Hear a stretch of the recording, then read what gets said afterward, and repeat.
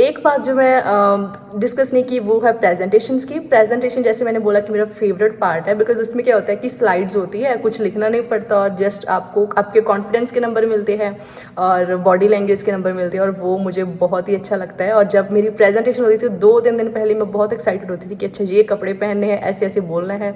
सो इसमें मार्क्स भी अच्छे मिलते थे। मैंने I really enjoyed my presentations. मुझे असाइनमेंट्स नहीं अच्छी लगती थी। गुड मॉर्निंग, हाई एवरीवन, सत श्री अकाल। आई होप आप सभी ठीक होंगे and welcome back to my YouTube channel. So my name is Simran Kaur and in this video I am gonna share type of assignments for international students in Canada. So if you guys want to follow me on Instagram and if you have any question regarding your study or college, you can comment, you can send me a message on Instagram. My ID is simran16.official. It is a private account, so it's not an open account. आप मुझे DM करना और definitely I will try to help you out.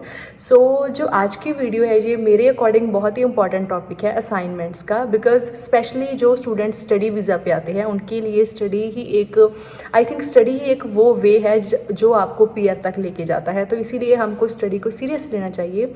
So let's begin this video without wasting any time. So first of all मैं बात करूंगी कि assignment किस types की होती है और मेरा एक्सपीरियंस कैसा रहा स्टडी का। सो स्टेप बाय स्टेप मैं आपको बताऊंगी। Thing that I want to say कि आपकी स्टडी चाहे डिफ़िकल्ट है या इजी है, आई मीन टू से जो आपने कोर्स सेलेक्ट किया है मे बी वो आपका इजी हो, मे बी डिफ़िकल्ट हो, उसकी जो असाइनमेंट्स है, जो उसकी जो इवैल्यूएशन है वो डिपेंड करती है आपके प्रोफेसर पे। अगर आपका प्रोफेसर आपके साथ लीनियंट है, वो आपको कुछ इतना ज़्यादा वो स्ट्रिक्ट नहीं है, तो आपको पास होना, मार्क्स अच्छे लेना आपके लिए इजी हो जाएगा। ऑन द अदर साइड अगर आपका प्रोफेसर स्ट्रिक्ट है, फिर चाहे आपका कोर्स कितना भी इजी हो, आपके लिए मार्क्स वगैरह लेना उतना ही डिफ़िकल्ट होगा। सो इसीलिए प्रोफेसर का अच्छा होना, मतलब लीनियंट होना बहुत ही इंपॉर्टेंट है। मैंने 2 कोर्सेज किए हैं 1+1। तो ऐसा होता है कि जैसे टोटल 6 सब्जेक्ट होते हैं, 6 कोर्सेज होते हैं, तो 1 या 2 टीचर ही स्ट्रिक्ट होते हैं, अदरवाइज तो सभी आपको लीनियंट टीचर ही मिलते हैं। अब इसका मतलब ये नहीं है कि मैं आपको डरा रही हूँ, मैं जस्ट नॉर्मली बोल रही हूँ कि अगर प्रोफेसर अच्छा हो तो हम थोड़ा रिलैक्स फील करते हैं कि इट्स ओके हो जाएगा। बट अगर प्रोफेसर ज़्यादा स्ट्रिक्ट हो तो प्लीज़ आप उस सब्जेक्ट में ज़्यादा ध्यान देना। अगर हम बात करें type of assignment, group assignments होती है, इंडिविजुअल असाइनमेंट्स होती है, प्रेजेंटेशंस होती है। सो मेरा फेवरेट पार्ट है presentations. I just love presentations.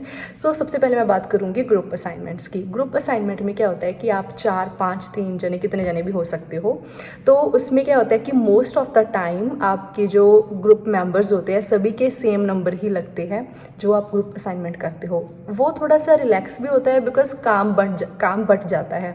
ये नहीं है कि एक बंदे को करना पड़ेगा, सभी अपना अपना हिस्से का काम करते हैं। और इसमें असाइनमेंट भी एक जना ही सबमिट करता है। फॉर इंस्टेंस आपकी कल सब असाइनमेंट ड्यू है तो एक जना आपका ग्रुप मेंबर उसको सबमिट कर देगा। इसमें कुछ बातें जो मैं आपके साथ शेयर करना चाहती हूँ बिकॉज मेरी भी ग्रुप असाइनमेंट्स थी और मैंने 1 साल कॉलेज लगाया है, 1 साल मैंने ऑनलाइन क्लासेस की है। जब मैं आई थी तब कोई कोविड नहीं था। तो जब आप ग्रुप असाइनमेंट्स में होते हो तो एज अ टीम मेंबर आपका हक बनता है कि आप दूसरों पर अपना काम ना छोड़ो, अपना करो। जैसे जब मैं नई आई थी तो मुझे भी बहुत टेंशन थी और मेरा एक सब्जेक्ट था जिसमें हम ग्रुप असाइनमेंट मिली थी और वो थ्रू आउट द सेमेस्टर चली थी। उसमें मुझे कोई नॉलेज नहीं थी। तो जो मेरे ग्रुप मेंबर में 2 ऐसे स्टूडेंट थे जो बहुत ही इंटेलिजेंट थे, तो उन्होंने ही ज़्यादा काम किया था क्योंकि हम में अंडरस्टैंडिंग थी। उनको पता था कि हमको नहीं ज़्यादा पता, तो इसीलिए उन्होंने ही ज़्यादा काम किया था। बट जब मेरा 2nd सेमेस्टर था तब तक मुझे आइडिया हो गया था कि अच्छा ऐसे काम करना होता है। तो कई बार ऐसा भी हुआ है कि ग्रुप असाइनमेंट्स मैंने खुद ने अकेली नहीं की है, मेरे साथ वालों ने कुछ नहीं किया। ये अंडरस्टैंडिंग पर डिपेंड करता है। आपको अपने ग्रुप मेंबर्स होते हैं वो वाइजली चूज़ करने चाहिए। या फिर ऐसा होता है कई बार हम अननोन के साथ हो जाते हैं तो बाद में एक्सपीरियंस करके पता चल जाता है। मेरे कहने का मतलब ये है कि ग्रुप असाइनमेंट्स में ग्रुप मेंबर्स में अंडरस्टैंडिंग होनी चाहिए। कई बार कोई शिफ्ट पे होता है या फिर आपको नहीं नॉलेज होती तो दूसरा बंदा अंडरस्टैंड करके काम कर देता है। बट ऐसा बिल्कुल भी ना करो कि अगर आपको कुछ आता है आप जानबूझ के लेजीनेस की वजह से या किसी भी रीज़न की वजह से हेल्प नहीं करते। होती है इन क्लास असाइनमेंट, वो भी असाइनमेंट ही होती है। उसमें क्या होता है कि आपको क्लास के टाइम में ही कंप्लीट करके सबमिट करनी है। फॉर इंस्टेंस आपकी 3 आवर्स की क्लास है, 2 आवर्स की क्लास है, 4 आवर्स की क्लास है, तो उस टाइम में ही आपको क्लास में बैठकर ही असाइनमेंट करनी है और सबमिट करनी है। उसमें ये भी होता है कि अगर आपको कुछ नहीं पता चल रहा आप अपने प्रोफेसर से डिस्कस कर सकते हो। नेक्स्ट है इंडिविजुअल असाइनमेंट्स। इंडिविजुअल असाइनमेंट्स की अब टाइप्स हैं। मे बी अगर आपका कोर्स थोड़ा ऐसा है, उसमें लैब्स हो सकती है, तो लैब रिपोर्ट्स वगैरह, लैब असाइनमेंट्स हो सकती है, या फिर एसे टाइप असाइनमेंट्स हो सकती हैं, और थोड़ा बहुत न्यूमेरिकल हो सकता है, बिजनेस टाइप असाइनमेंट्स हो सकती है। ये डिपेंड करता है कि आपके सब्जेक्ट कैसे है।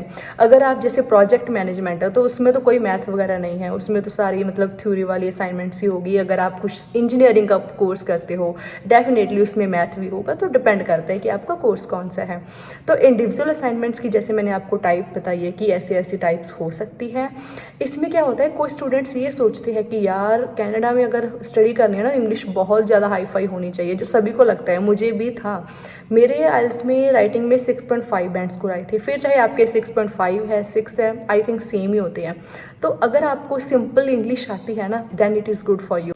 मेन बात ये है कि आपका जो टॉपिक है आप उस पे ही फोकस करो। ऐसा नहीं कि इधर उधर की बातें लिखो। जिस पे भी आपको क्वेश्चन पूछा है आप उस पे लिखोगे, सिंपल लैंग्वेज में लिखोगे तो आपको मार्क्स अच्छे आ जाएंगे। उसके बाद एक केस स्टडी टाइप असाइनमेंट्स भी होती है। जैसे हमारी रीडिंग के पैसेज होते हैं उसमें क्वेश्चंस पूछे जाते हैं, ऐसे ही केस स्टडी होता है प्रॉपर कि उसमें क्वेश्चन पूछे, आपने केस स्टडी रीड करना है, उसमें जो भी कॉन्सेप्ट लगते हैं उसको यूज़ करके असाइनमेंट्स करनी है।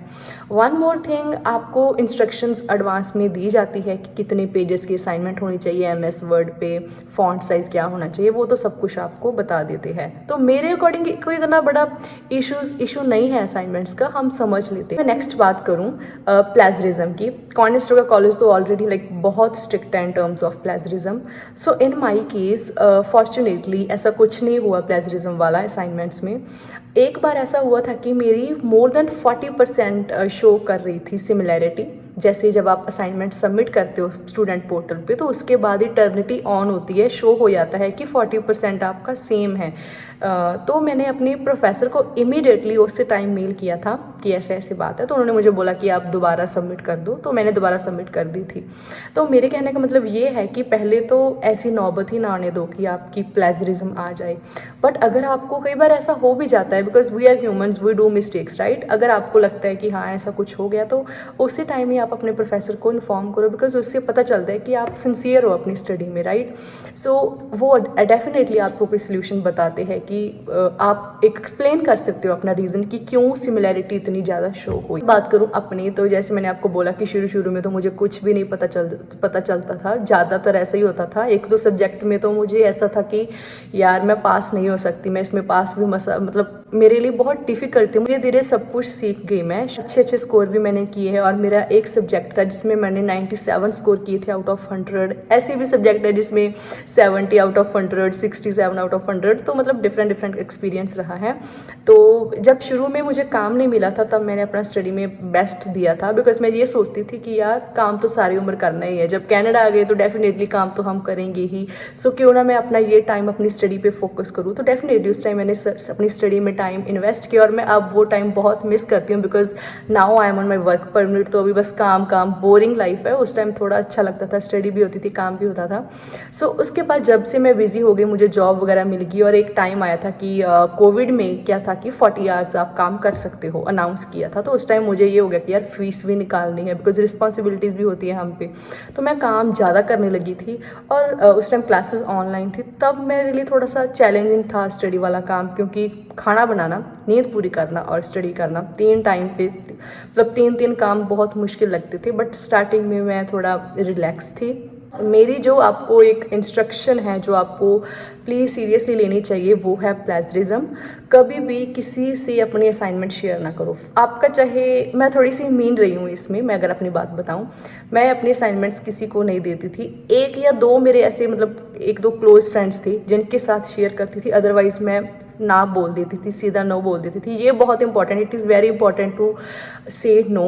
अगर प्लेजरिज्म आ गई तो मुझ पे भी एक्शन लिया जाएगा और उस पे भी। तो मैं ये सोचती हूँ कि हम सभी इंडिया से इतना स्ट्रगल करके यहाँ पर आते हैं, और हमारी एक छोटी सी गलती की वजह से अगर इतना कुछ हो जाए तो हमको अपने लिए थोड़ा सा मीन होना चाहिए, ये ज़रूरी है। यहाँ पर ज़्यादा क्लोज फ्रेंड से शेयर करनी पड़ती है, मैंने भी की है। तो वहाँ पर रिफ्रेश करो, ना दूसरे को टेंशन दो ना खुद टेंशन लो। तो जितना आप रिफ्रेश करके लिखोगे तो आपकी प्लेजरिज्म नहीं आएगी। और धीरे धीरे तो आप सीख ही जाओगे। ये थी मेरी आज की वीडियो। जितना मुझे लगा कि मुझे शेयर करना चाहिए अपने एक्सपीरियंस के अकॉर्डिंग, तो मैंने आप सबसे शेयर किया। I hope you would like this video. और मैंने वीडियो में कहा भी था कि मैं वेडनेसडे एंड संडे को वीडियो पोस्ट करूंगी। So I should have posted this video yesterday night, because मैं इंडिया के टाइम के अकॉर्डिंग वेडनेसडे कल था, बट तो अभी आज तो थर्सडे है। एनीवे, नेक्स्ट टाइम से मैं वेडनेसडे एंड संडे को वीडियो अपलोड करूंगी, इवनिंग टाइम, इंडिया का time. Thank you so much for watching this video. Have a good day.